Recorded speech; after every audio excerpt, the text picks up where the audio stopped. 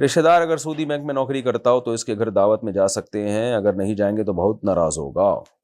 لا طاعت لمخلوق فی معصیت الخالق، اللہ کو ناراض کر کے مخلوق کو خوش کرنا جائز نہیں ہے، شریعت کی ایک باؤنڈری ہے۔ تو اگر سعودی بینک میں جاب کرتے ہیں، اور جاب بھی، اس جاب کی نیچر بھی یہی ہے کہ وہ کچھ سود میں کسی نہ کسی طریقے سے انوالو ہیں۔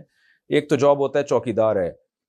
سعودی بینک میں، وہ تو صرف ایک حفاظت کر رہا ہے، اس کا سود سے کوئی لینا دینا نہیں ہے۔ مالوں کی حفاظت کرنا تو بہرحال ضروری ہے، جو لوگوں کی امانتیں پڑی ہوئی ہیں، یا کوئی الیکٹریشین ہے آ کے بجلی کا کام ٹھیک کر کے چلا جاتا ہے، تو اس کی جاب تو حلال ہے۔ لیکن سود میں انوالومنٹ ہے، جیسے مینیجر ہے وہ تو پورے سسٹم کو دیکھ رہا ہے نا، یا جو ہے وہ اکاؤنٹ کھولنے کے لیے جو وہاں ملازمین بیٹھے ہوئے ہیں وہ بھی سود میں تعاون کر رہے ہیں آپ کے ساتھ، تو ایسے شخص کی جاب حرام ہے، یعنی اس کی جو آمدن آئے گی وہ جائز نہیں ہے۔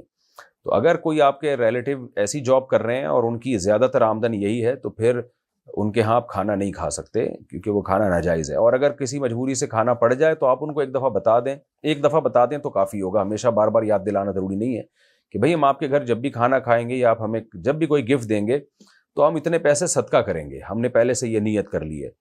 تو یہ فری کی دعوت نہیں ہوگی، ہم نے اتنے پیسے صدقہ کرنے ہیں، تو پھر آپ کے لیے کھانا جائز ہو جائے گا، اور صدقہ کرنا بھی لازم ہے پھر۔